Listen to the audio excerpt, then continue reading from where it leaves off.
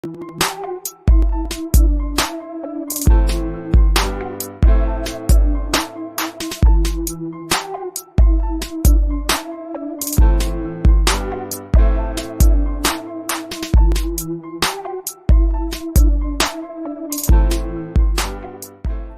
everybody, to another live episode of John Rocha's The Deep Cut here on the Outlaw Nation channel. I'm excited, so excited to welcome today's guest. Listen, the last few weeks have been just a boon for The Deep Cut, getting so many incredible actors like Brian Cox, Craig Fairbrass, even having the director of Scoob, Tony Cervone, stopping by. But today is a special one. I'm excited for this one. This is a gentleman I've been watching for quite some time. I don't want to date him, but just saying he's been a part of my life for a number of decades, both in film and television. You've seen him in films like 300, A History of Violence, Watchmen, which I got right here, Pontypool, 300, and The Fountain. And he's been in TV shows like Star Trek Deep Space Nine, Seinfeld. Many of you remember him from Seinfeld, The X-Files, Beauty and the Beast, both versions. And of course, his claim to fame when he was first starting out playing a young James Dean in a James Dean TV movie way back in the 70s. And you've also heard him as the voice of Shade in the Justice League TV series. And is here to talk about his latest film, Dreamland, from director Bruce McDonald and writer Tony Burgess. He plays a dual role in this one as both the trumpet player and an assassin named Johnny. So I'm excited to welcome to The Deep Cut an incredibly awesome actor, very diverse and talented man, Stephen McHattie. How are you, Stephen? Good. And thanks for the intro. Oh, you're welcome, man. My pleasure, man. It's been so great to watch you over the years. You make such interesting choices with your projects. You know, there's almost nothing is off limits with a lot of the stuff you've tackled over the years, from comedy to horror to drama to action adventure to more philosophical films like The Fountain. There's so much that you've got on your resume, and you turn to something like Dreamland, which is essentially an insane fever dream of a movie based, just like in the middle, based on the foundation of this idea of a fantastical version of Chet Baker and an assassin as well. Can you talk to me how you got involved in this project and what attracted you overall to take on this dual role?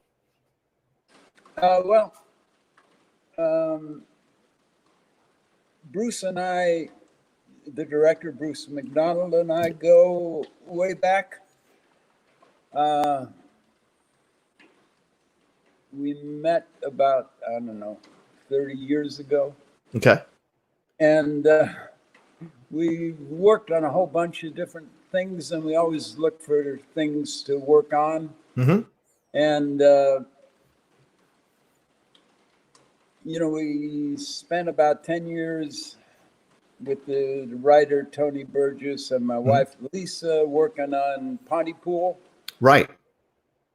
And then I did a little movie about Chet Baker with a director called Robert Woodrow. Yes. Called The Deaths of Chet Baker. And Bruce saw it and he thought, I can do something with this. Mm-hmm. And so it kind of, and it came out of the little coda at the end of Pontypool. Mm-hmm. Because that was about, we were having a little tiff when we were making Pontypool about whether the movie, the producers wanted it to end in complete destruction. Everybody dies, the world, and and Bruce and Lisa and Tony and I were more of a mind that it was a comedy. Right. And if it's a comedy, then the couple has to get married at the end. If you're sticking to the verities of, tragedy, comedy. Right. So it can't end. And I didn't want it to end like splat. Right. know? Right. So we cooked up the little coda, and then the producers, they wouldn't give us the money to shoot it. And the crew, they gave us an hour. Mm-hmm. and the crew said they'd work for free. And Wow. we had one take at it, and I was glad we did it. Yeah. Yeah. And Yeah. most people were looking at it like, "What the fuck is that?" But we were looking at it as just an up and away, Right. Right. But this one is dreamed. This one is pitched as the craziest wedding you'll ever see. And what's that? You hope, yes, you hope that it doesn't get any crazier than what you see in this film, for sure. But then you've got these two dual roles you're playing. One is an assassin named Johnny. You got the long stringy hair, you got the hat, all of that kind of interesting vibe. It almost seems like one of these demons that slide in and out of our world a little bit, doing what he does. And then you've got Johnny, the trumpet player, who's way more laid back. And you do just call him trumpet player. I think he's not, he doesn't have a name himself. So we can put our ideas onto him, and certainly the Chet Baker vibe to him. So when tackling these things, a lot of actors in the past have done, twin things of themselves. What was it about this? How did you approach this differently than you approached like other projects that you've been on in terms of preparing both these roles? Yeah.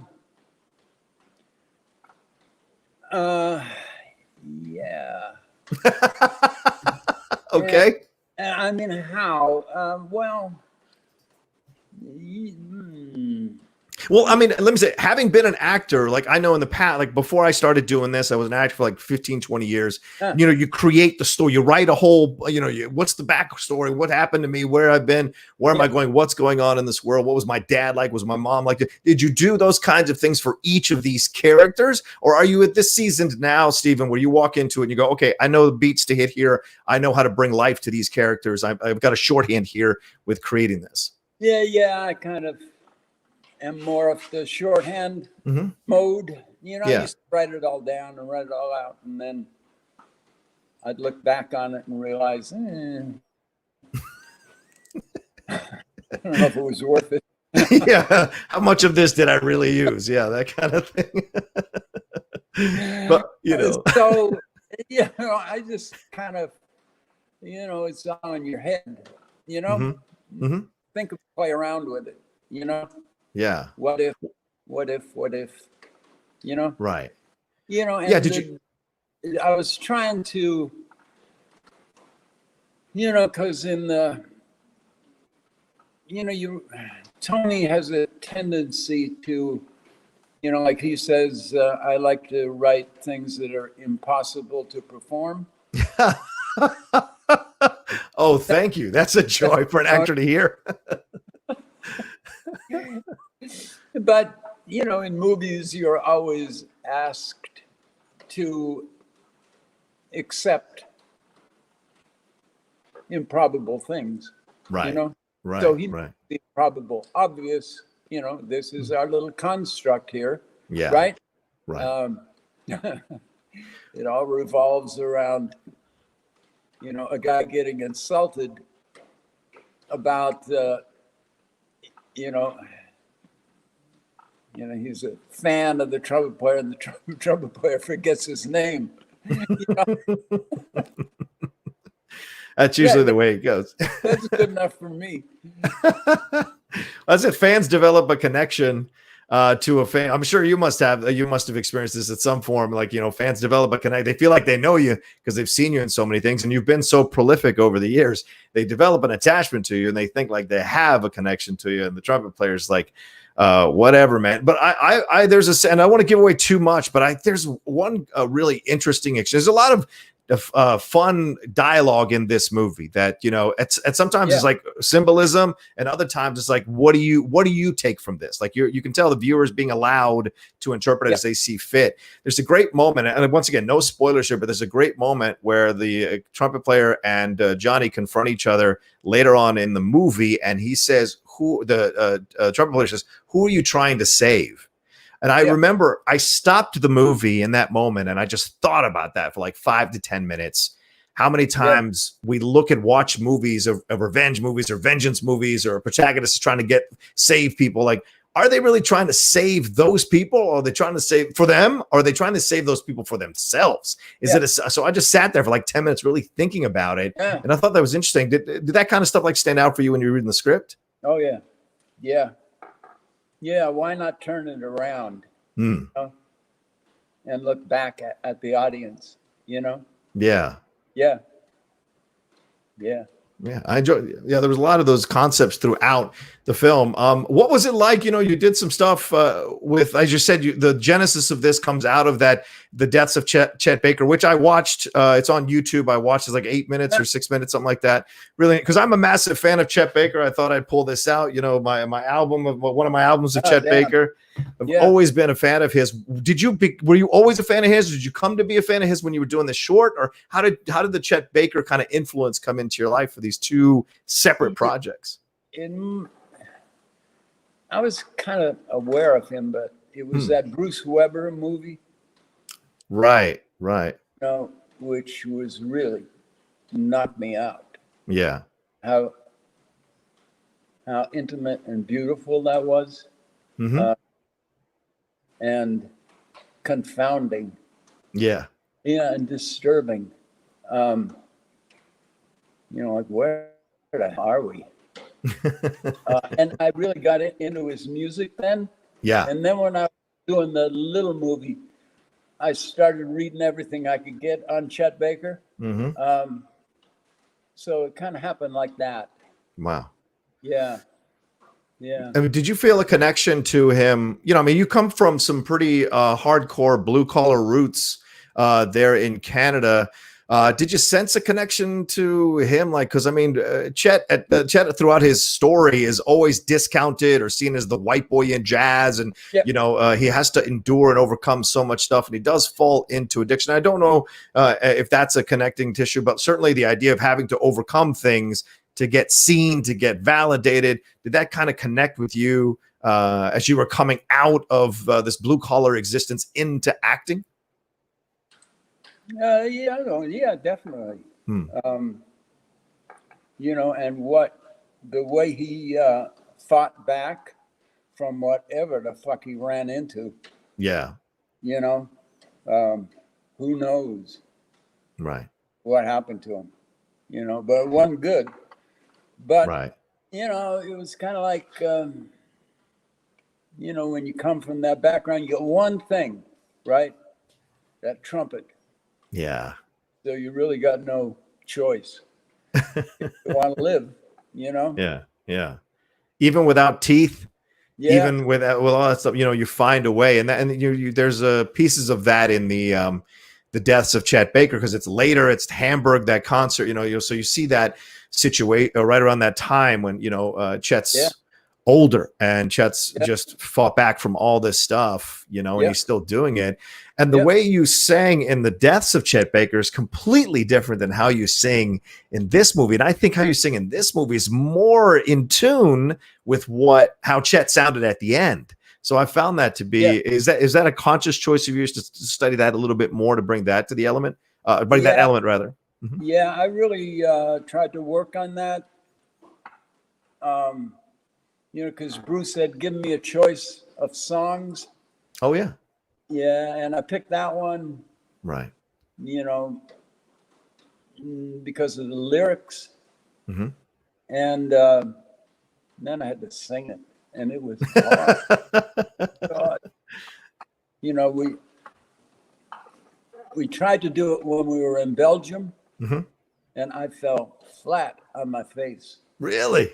People almost ran from the studio holding their ears. Headphones flying. Like, no, we'll get somebody else. We'll dub it. We'll dub it. Well, I liked it, man. I liked it because, I mean, of course, you're playing a kind of fantastical version of him, so you're not 100% supposed to be imitating him, but you're supposed to give a version of him, and I liked that. Kind of ghost image of him. Right. Right.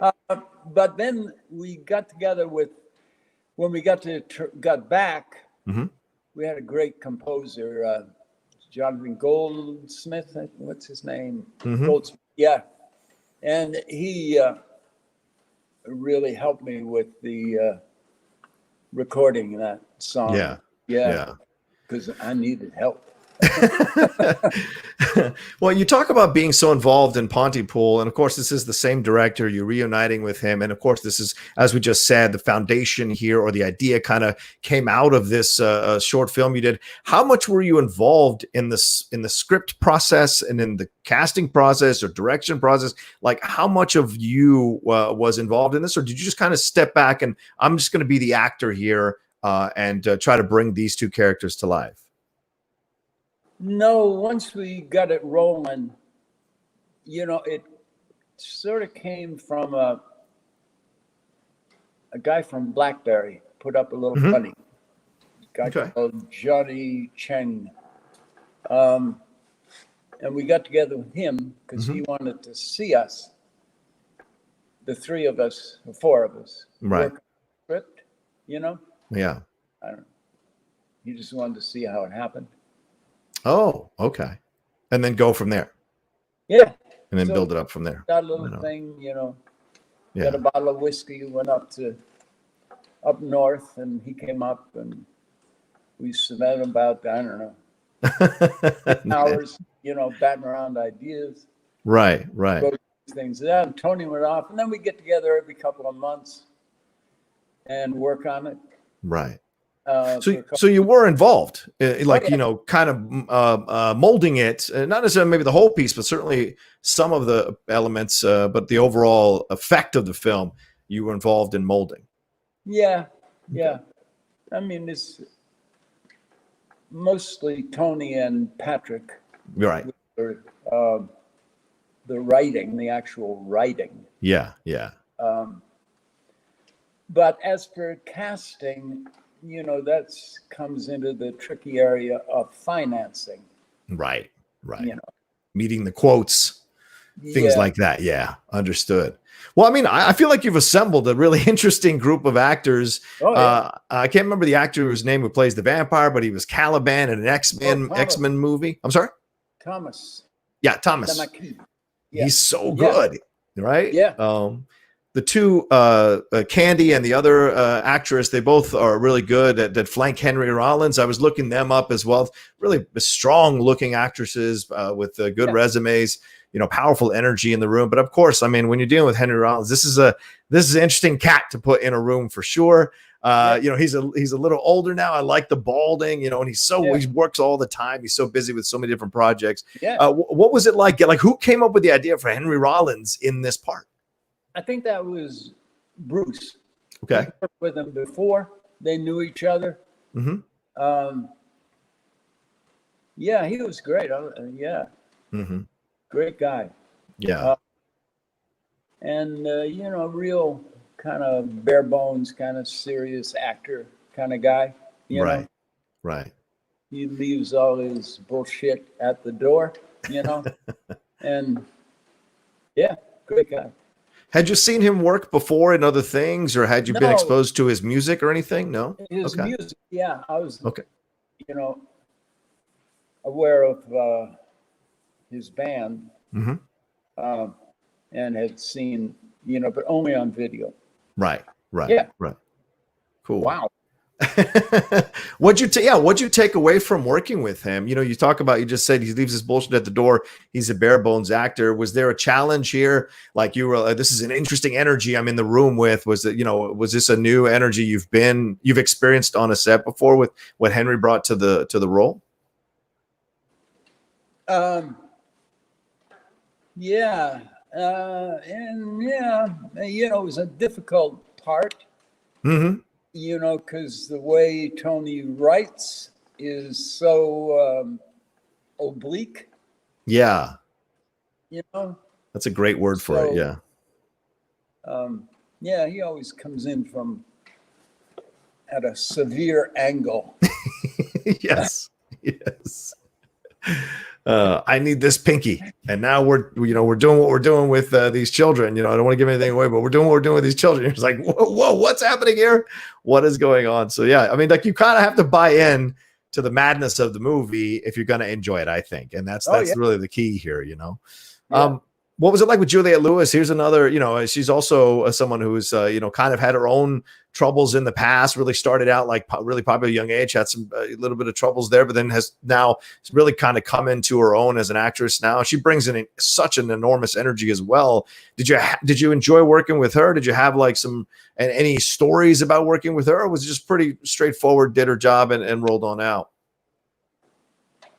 Yeah, she was trying to find the kind of tone of the movie, you know. The Countess is, you know, it's written so flamboyantly, yet, you know, the dialogue, it has pertinence to the world we live in. You know, it's not like she's mouthing bullshit. Right. You know, she has a point of view that is accurate to her. Right. Well, it's ironic. It's ironic, isn't it? Because she's spouting all these comments about the world and the people involved and the power brokers of the world, while she's being flamboyant herself and marrying her brother off to somebody who's way too young to be married off to, and you know, all of that. So I found that to be like a meta beyond meta. Like it just is like I'm commenting on the world, but I'm also commenting on the world while I have my own messed up shit. This is even the messenger is as messed up as the world he or she is commenting on. So it's like that's even worse of what's happening in our world as well. So you know, there's a lot of great imagery throughout this.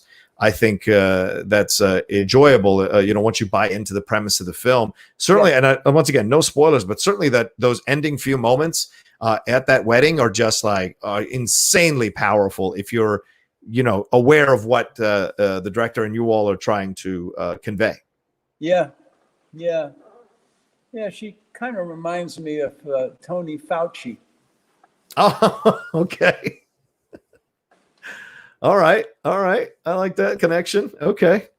She's so compromised in every way. You almost want to sneak a look at her going, you know, bending down and rubbing her forehead. All about you go here and you go there and you do this, you know. Yeah. Another thing that's interesting too, I found as I was watching the movie was the times where I couldn't like I was like, where's the dream? Where isn't the dream? Where's the reality? The trumpet thing is important. You know, the symbolism of the trumpet. And then the second trumpet, there's a symbolism there as well. So I'm just like trying to catch where it stops. And I had just watched Inception last night, which is all about dream stuff as well. So I was like losing myself within the movie of like, where is the dream? Where is not the dream? Who's being awoken? Who's not? And I found that to be such an interesting element to the film as well. Yeah. I thought it was great that Tony put the musician in such a compromised, kept right age, because that's kind of where musicians are now. Yeah, you know what I mean. We want them to be what we want them to be, free to give us a little relief from all this control. Yeah, you know. Yeah, we don't want them to go along with everything. Right. I don't think. Yeah. But yet they seem to be forced to. Well, yeah. I mean, you hear about all the artists complaining over and over again. Say that again. Sorry, Steve. Say that again. You keep hearing the same song over and over again. You know. Yeah. And when you do catch, you know, by luck, someone who manages to break free and has something to say, it's like, wow, it's still out there, you know? Yeah. Somewhere out there, there is stuff. And you got to look. You're right. You got to look for it, because just like everything else lately in media or in art, it's like the populist stuff is selling, and most people want that fame and that money and that status, so they're creating stuff that fits within that lane. But the great stuff that used to be a little more prevalent, you could find it. You didn't have to look that hard. You had to look a little hard, but not that hard. In the past, now you have to look even harder to strip the veneer away and find that purity in music and in art and film, TV, what have you. Yeah.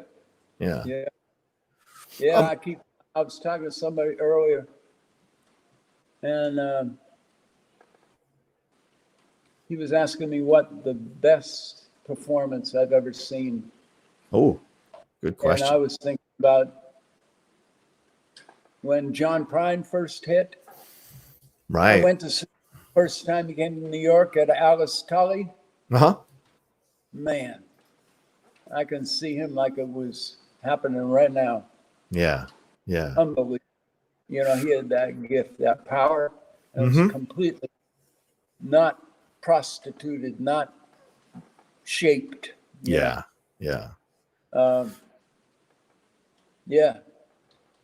I agree with that. And he recently passed, I think about a month ago. Yeah. Fantastic writer, singer, songwriter. I remember the collaborations he had with Nancy Griffith, with Reba McEntire. I'm sorry, Bonnie Raitt. A number of people that he has worked with, and on his own. Some incredible work as well. Certainly, it's a great reference to bring up. Are you done with? Speaking of music, are you done with Chet? Is there one more? I mean, are you doing a trilogy here? Is there maybe one more down the road for you with Chet, or have you kind of closed the book on him after this movie? I think we stuck a plug in that. Okay. You've hit the wall on that one. All right. I respect that. Yeah. I respect that.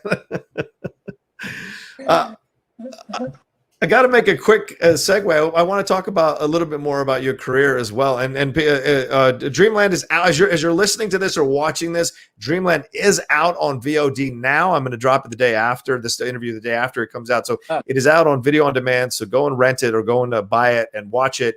And see what you think of Stephen McHattie's dual performance in these characters. These characters are quite interesting, that's for sure. And you really enjoy the craft and the technique of Stephen McHattie even more as he's creating both of these characters right in front of your eyes as these scenes go along. So I do want to ask you, Zack Snyder is now in the news big time with his Justice League stuff.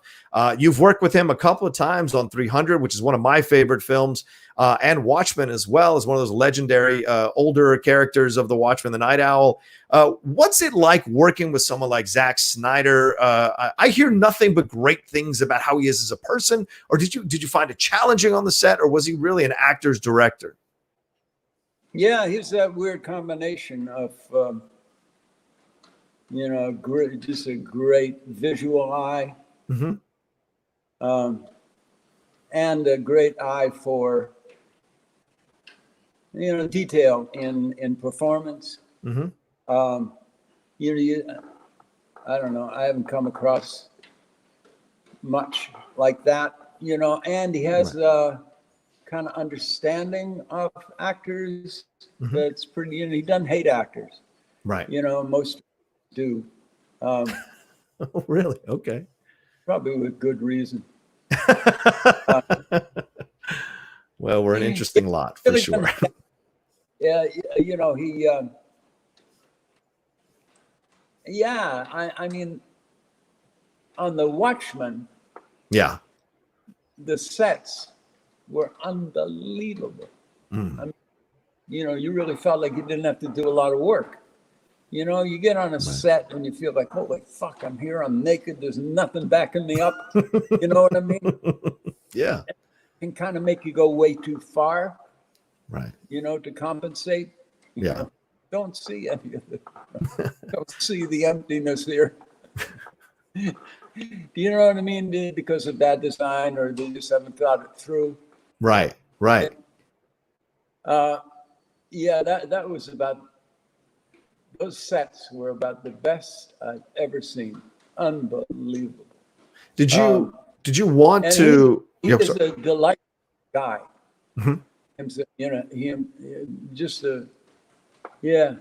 Delightful guy. Yeah. Did you want to have more with Night Owl? I just read about his daughter dying. Yes. Yes. This by suicide. Yeah. By her own hand, unfortunately. Yes. Yeah. Yeah. Well, you with don't recover from that. I know it's tough, and the fact that he is walking back into do his version of Justice League now, there must be an extra weight, and certainly something like that changes. I'm sure changes a person, let alone a father, and so I wonder what version of Zack Snyder we're going to get now, as he kind of reshoots or adds new things to this Snyder cut of his of the Justice League, and as you said, he was a delightful director, so maybe there's more poignancy to come from him, more depth, more complexity, more human exploration, for lack of a better term. Yeah. And he and his wife will always work together. Yeah. Yeah. So, God. It's a tough thing. Did you have more scenes as Night Owl? Did you want more scenes in that? Like, obviously, this is such an interesting character, and it harkened back to the original versions of the Watchmen in the comic book, or in the graphic novel, rather. Did you, like, when you took the role on? Did you read this comic book? Did you find like such an interesting connection to it? Because of course you lived through the 80s. I lived through the 80s. We know what this comic book's really based in, or graphic novel's based in. So did you really dive deep into this as you were building this the Night Owl character? Yeah, I wasn't aware of it. Mm-hmm. I was only aware of it, and the people would say, hearing people talk about it, how excited they were by it. But when Zack, he called me up and, wanted me to do it. And he sent me all the material, and I read it, and and I said, the script is missing 3 scenes. It's not, you should cut the character out, rather than just put the, it's going to be nothing, Right. And he said, well, time, length, producers. Right. But he said, I'll look at it. And then he called me back up and said, yeah, we're going to put 3 more scenes in. You're right. Wow. Then we did the movie, and I could tell when we were doing the 3 extra scenes that he had added, that the producers kind of weren't behind it. You mean by the way they cut it, or by the way they shot it? The feeling on the set. Oh, I see. The video village. Yes, they felt it was unnecessary. Yeah, the emanations from the village were one of impatience. So then got the movie together, and he called me up and he said, I have good news and bad news for you. Yeah. Those 3 scenes are out, but they're in the director's cut. Yeah, and that's my favorite version of the film, is the director's cut, because you spend more time with these characters, you spend more time getting to know them and understanding why they impact the current version of the Watchmen that we're watching as the protagonists in the movie. So when you get more time with Night Owl, because Night Owl is such an interesting character for so many reasons, and the book he wrote, which is all in the graphic, all of that, the fact that you guys were able to touch on it and talk about it in those scenes, I really, really enjoyed that. Yeah, it's like, in a movie, you can't, if you're going to kill somebody, he's got to be worth killing. Yeah, right. There has to be weight to the death. Yeah. Otherwise, well, this is after he died. Right.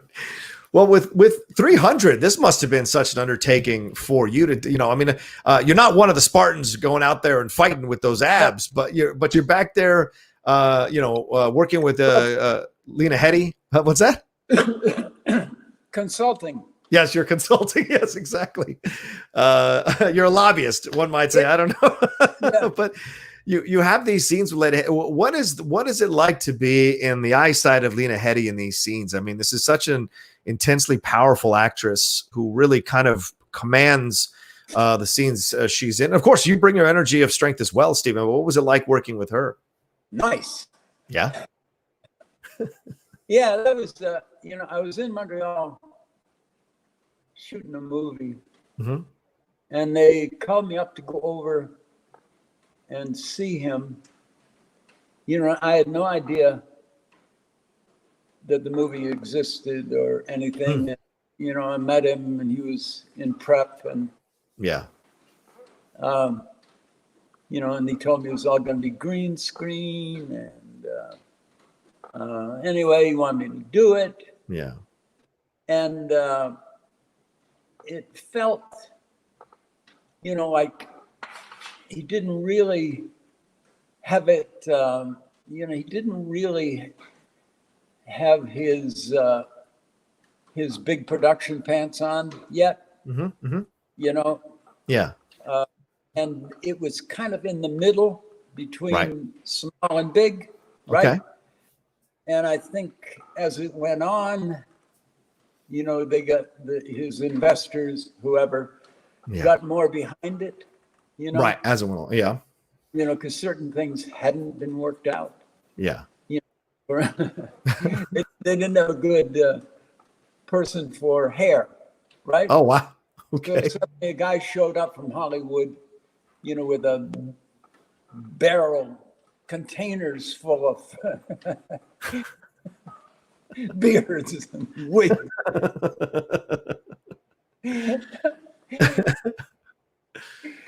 So it was kind of like that. It was odd in that way, that movie.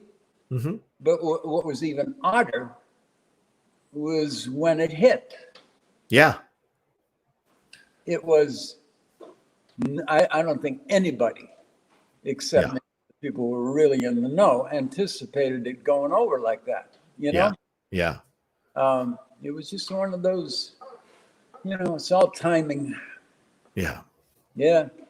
I mean, I thought it was, it's one of my favorite films of his and, of the 2000s.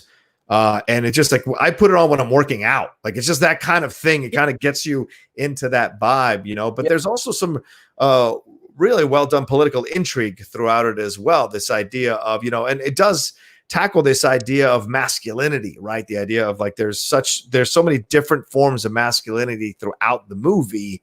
I found that to be kind of subtly a brilliant approach to it from Zack, Yeah. Refreshing. Yes. Because most people were, and still are a little down on the masculine aspect. Yeah.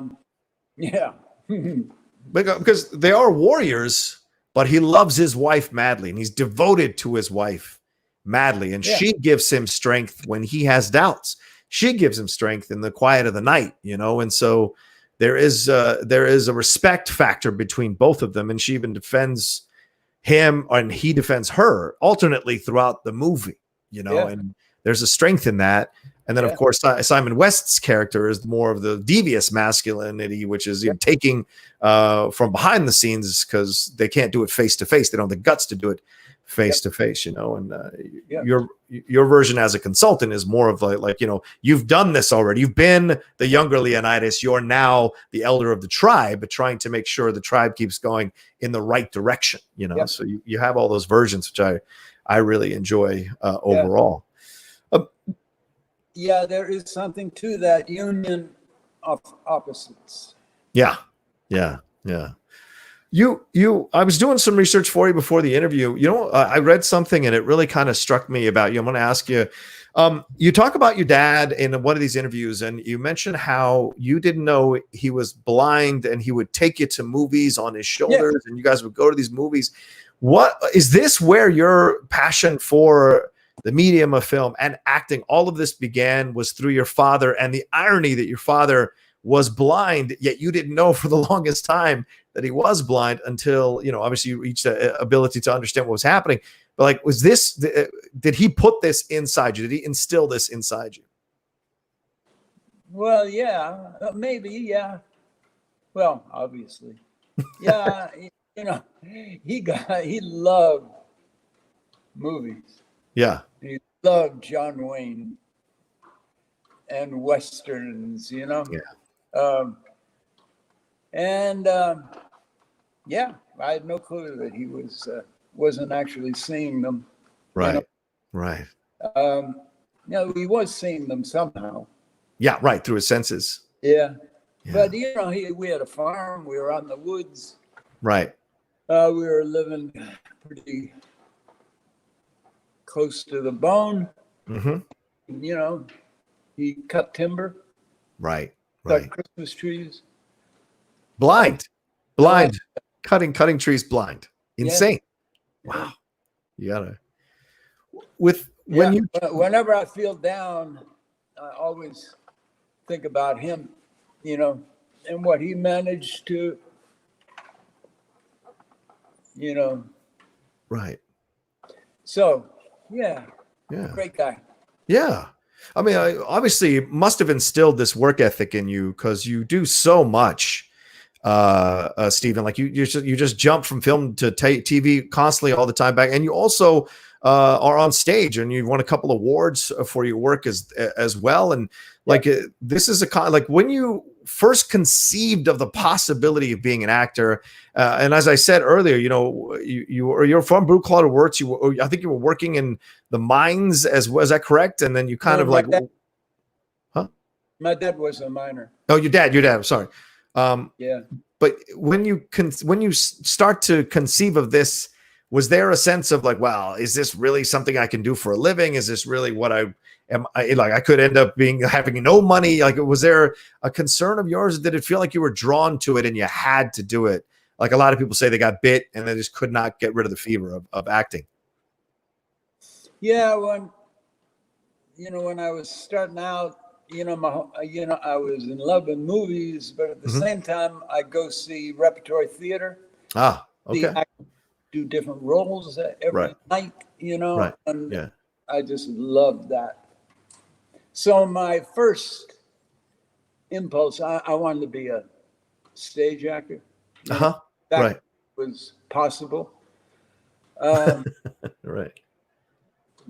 So that was mostly what I worked on. Yeah. And then it got, New York used to be cheap. When I went there, you could live there cheaper than you could in Toronto. Right. You didn't have to earn a whole bunch of money to keep a career going, Right. You got a decent place to live with rent control, Yeah. And there was a whole community there that wasn't that big at that time. Right. You had to know everybody pretty quick. Yeah. And there were all the repertory theaters all over the country. So I spent a lot of time in Baltimore and Washington and Cleveland and San Diego and San Francisco and, all over the place. Right. Just honing a craft in that way. Trying to get the big ones, do the Shakespeare's and big, Right. John. Right. Yeah. But well, I mean, then it just with Reagan, it all went away pretty quick. Yeah. Yeah. Yeah. Usually when the money comes in, that's when everything starts. When there's the potential to make money, all of a sudden everybody steps in and wants to gouge everything to pieces. That's usually the way it goes. Unfortunately, it's the sad truth of it. You just mentioned Reagan, speak about political stuff. I mean, like right now it's kind of crazy with COVID and coronavirus and everything that's happening here. And I read that you were on track to be in this new film with Guillermo del Toro. Is that still happening, or has this kind of pushed it back? What's the situation there? Yeah, they pulled the plug, when they did everything else. Oh, wow. And the last I heard, they were going to try and start up again in September. Okay. But that did, Right. You don't know with that. Yeah. Yeah. Have you accomplished, like, are you in a place where you feel like, I've done everything I wanted to do, everything I could have done. and you've received the acclaim. People know you, like you're a sought after actor. Do you still feel, because of this blue collar roots, do you still feel you're kind of working yourself still up the chain? Like you're still in there, like in the mind, not in the minds, obviously, like your father, but like you're doing your thing. You're kind of still a worker bee in a way, trying to, kind of carve out your space or your niche here in the acting world. Yeah, the latter. Yeah. Yeah. Okay. In some ways you feel like you never get anywhere. Wow. Okay. But you're a squirrel. You do something, you think oh, well, maybe, and then it goes. Right. Right. But then you get shocked. I get shocked that people actually watch movies in a way that, I kind of fear that people, just kind of consume them. I don't like that. Right. But people do watch them. Yeah. So yeah, it's heartwarming. Yeah. I mean, that's been my thing since, like you, my father turned me on to movies. I mean, he didn't carry me to places, of course, because we lived somewhere in the city, but like movies were the number one thing I connected with my father, besides soccer or football, whatever they want to call it. Like it was movies. Like we always watched movies. De Niro, Pacino, like the Pacino, De Niro, all the 70s stuff. That's what I grew up on watching and enjoying. And, and I remember seeing the James Dean movie, man. I remember being like 6 or 7 years old because my dad was such a massive fan of James Dean. And we watched this TV movie. And so, it was so much fun to watch I watched some scenes in preparation for our interview, trying to remember, like what that was like, so it was great to see, that again, be reminded of when I was a kid, and who knew my life was going to lead me to this moment where I'd be interviewing the lead of that film down the road in my life. So, do you still go back in that one? Or is that kind of just a special place in your heart and you just kind of leave it there? Or do you ever just kind of revisit that every once in a while? Because the whole thing's on YouTube now. The whole movie's on YouTube. So really? Yeah. That's how I watched some of the scenes. No, I haven't looked at that. It was for a while after that, I felt like, when I go in and meet directors and producers, they were all looking at me like, does he think he's James Dean? It's kind of hard to take it. Are you saying you got typecast as James Dean for playing James Dean? Is that what you're saying? Well, I didn't get cast. Oh, right. That's great. So, that's great. It's kind of a, Dennis Hopper talked a lot about James Dean. Yes. It's got such a power. Yeah. That image, and his relationship, like every actor, depends on your background. And, there used to be a lot of more room for working class actors. Mm-hmm. Yes. Now you got to have money to go to, and the schools all cost so much. Yeah. Everybody's got a drama department. Right. And, but as an actor, you're kind of announcing your relationship to the culture, to society. Yeah. With everything you do, on film. Right. And I've, kind of been thinking about it lately, because I remember Richard Dreyfuss talking about James Dean and talking about what a load of, for some reason, he had a bug up his ass about James Dean. Oh, yeah. Yeah. Talking about what a load of bullshit it was. And I'm thinking now, James Dean's relationship to the frame, in the frame, is much more accurate and meaningful. Yep. Now than the intellectual, disconnected from the heart. Right. Right. Kind of attitude that has been prevalent for a long time. Yeah. Yeah. Interesting. It's more of the organic approach versus the technical approach, right? Yeah, and it was where he came from and what he came out on, just that whole connection. Yeah. Yeah. Are there? I'm a massive fan. You just mentioned I'm a massive fan of westerns as well. Are there some westerns you come back to, or you like? Are there some favorites of yours that are classics that you just kind of allow yourself to get to fall back into? Oh yeah, My Darling Clementine. Oh yeah, the John Ford one. Yeah.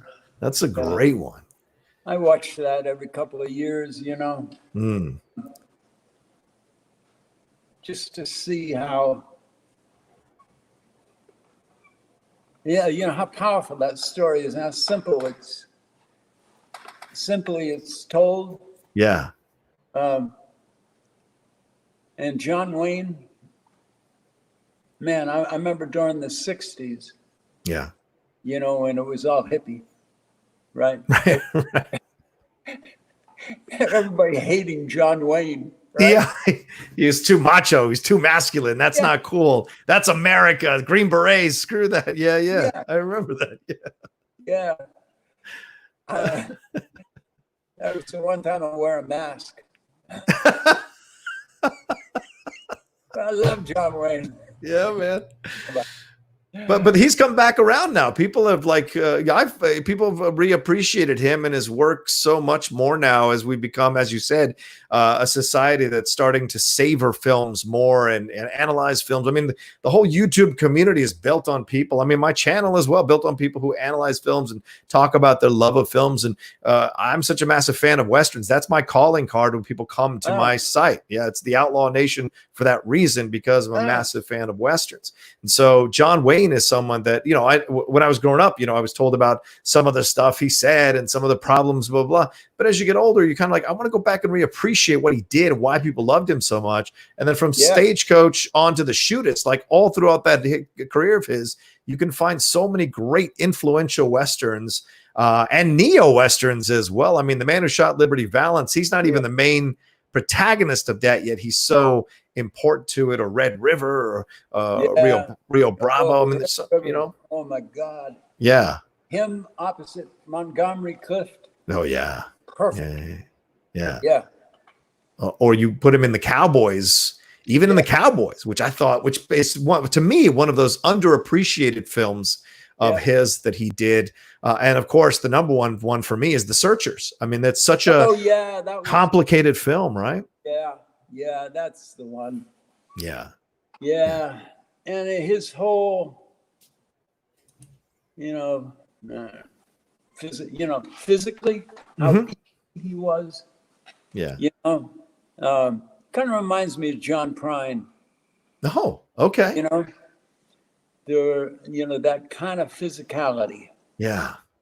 Just comfortable in their jeans. Yeah, right. Or in their scarves or in their hats. Yeah. I hear you. Absolutely. Is there a favorite film of yours, man, that you go back to and you just like, this is the number one film, or a couple of films that you just kind of hold special places? Or do you kind of have a wide variety of films that you love?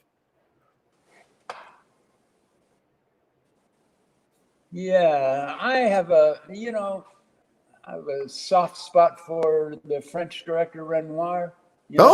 Jean Renoir. Okay. Yeah. Children of Paradise. Mm-hmm. Wow. I love those. Truffaut. Right. Interesting. Blow. Yeah. With Jules and Jim. Yeah. Huh. Interesting. Have you ever done a film in French? Have you ever done a French film, like in your career? Have you come close to that possibility in your life? Yeah. Oh, wow. Yeah, I've done a couple in Quebec. Okay. And the Rocket, movie I did about the Rocket Richard. Oh, yeah. Okay. The hockey player. Yeah. Yes. Yeah. It was kind of half and half. Oh, wow. Okay. But I worked a lot in Montreal, luckily. Right. Yeah, I love work. Yeah.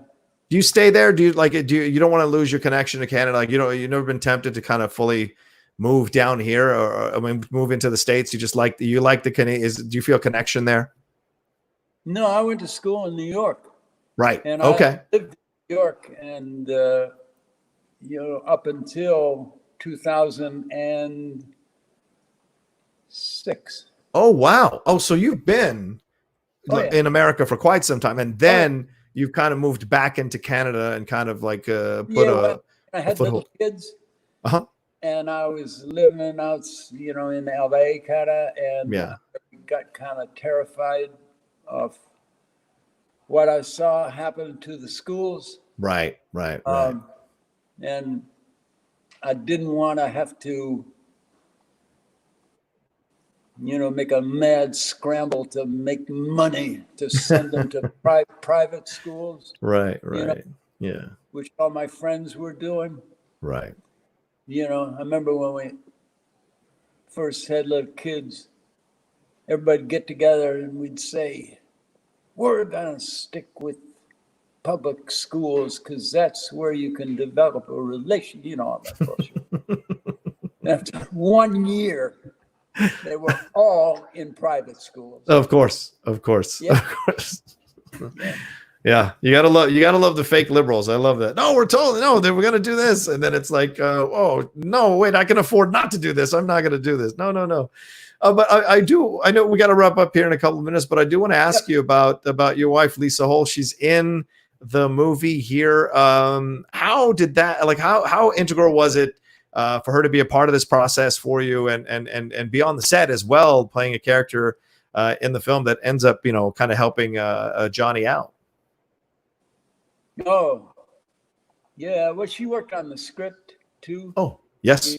She has a much better organizational head than I do. So does my girlfriend, brother. I totally get it.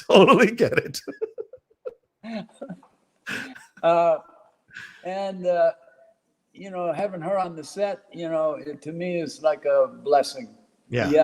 I love having her, being on set with her. Yeah. Right. I mean, because she's done her things as well. She's been in series and she took some time off. And then so she's occasionally shown up in things. So it was nice to see her again, because I remember seeing her in a series a few years ago. And when I saw the name, I was like, oh, right. Yes. Yep. Oh, cool. So yeah, it was nice to see her play that part. And you guys, of course, have an easy chemistry in the movie for sure. All right. Well, I've taken enough. What's it? Luckily, she had enough respect for motherhood. Yeah.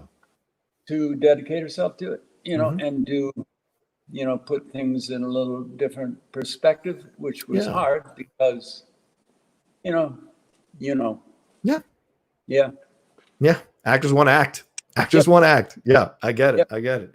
So kudos to her for making that sacrifice for sure. And of course, fortunate enough for you to keep booking things and doing things that you're doing as well to keep everything afloat on both sides, for both of you. So fantastic stuff. Well, Stephen, thank you so much for taking the time, man. We're at the hour mark. I got to let you go. You've given more than enough of your time to me, and I appreciate it very much. I'm such an incredible fan of yours and your work and the varied nature of your work. And I'm always happy when you show up on screen, man, because I know I'm going to get a good performance no matter what the role is, no matter if it's big or small. I know I'm always going to get a good performance from you that's going to push the film along. So, and this is no different. Dreamland's no different for sure. You guys gotta watch this thing and enjoy Stephen's performance. It's out now on video on demand. He plays the trumpet player and the assassin named Johnny. And you look for him to do more things coming down the road here if the Del Toro project takes off. But he's got other things as well coming in for you all to enjoy him. And is there any social media for you, Stephen, or anything that you're doing, or are you just kind of living the life out there in Canada? How do you mean? Like, do you have a Twitter? Do you have a Instagram? No. Do you have anything like that? No, you're off of that stuff. It's not your jam. No. Okay. No. I just want to give you a chance to plug. Okay. Well, thank you, Stephen. I appreciate it, man. Have a great rest of your day. Great pleasure. Thank you. Take care.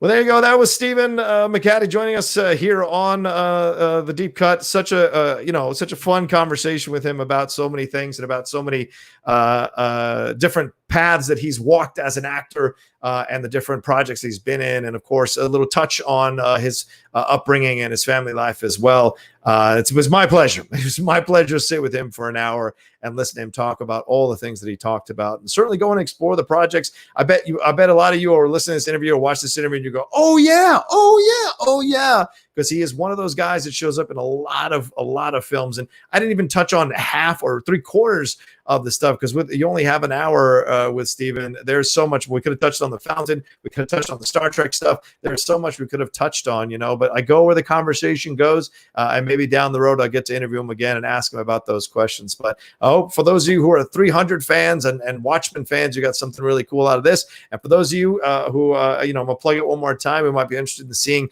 this film, it is available on demand now, video on demand, Dreamland. It is out now for you to enjoy. Truly a fever dream of a movie, but one you just might enjoy if you buy into the premise fully, and you'll enjoy Stephen's performance and Lisa Hall's performance in this thing as well as Henry Rollins and Juliette Lewis. All right, that is it for the Deep Cut. Please remember to subscribe to the Outlaw Nation channel right below there. Get us marching towards 15,000 subscribers. And hey, if we've crossed 15,000 subscribers by the time you watch this video, then get us marching to 20,000 subscribers. That's our next step.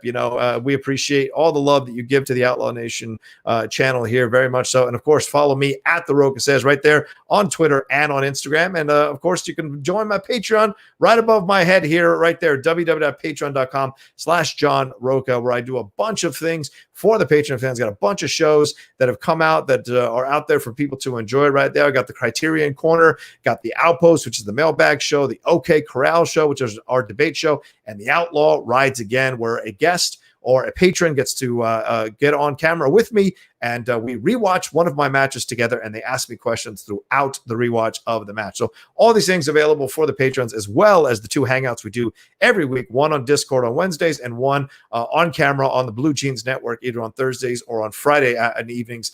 We have a great time having a bunch of conversations about movies and TV entertainment, about life, about relationships, about all of it. So come and be a part of the Outlaw Nation Patreon. I would certainly appreciate it, and I look forward to getting to know more and more of you all as you become a part of the Outlaw Nation as well. All right, that's it for me. Much love to all of you all, and if you see the movie, let me know what you think. Reach out to the people who are involved, who have social media. Give them some love for the movie, and of course, hashtag Stephen McHattie on this thing, and let him know how much you enjoyed his performance and enjoy him as an actor. All right, we'll talk to you next time with another brand new episode of The Deep Cut, and I'll end it like I end every episode. Whatever you need to do to get to the next minute, next hour, next day, next week, next month, next year, please find your way to do that. A lot of us want to see you on the other side, and you never know what might be waiting for you. It just might surprise you. All right, we'll talk to you next time on The Deep Cut.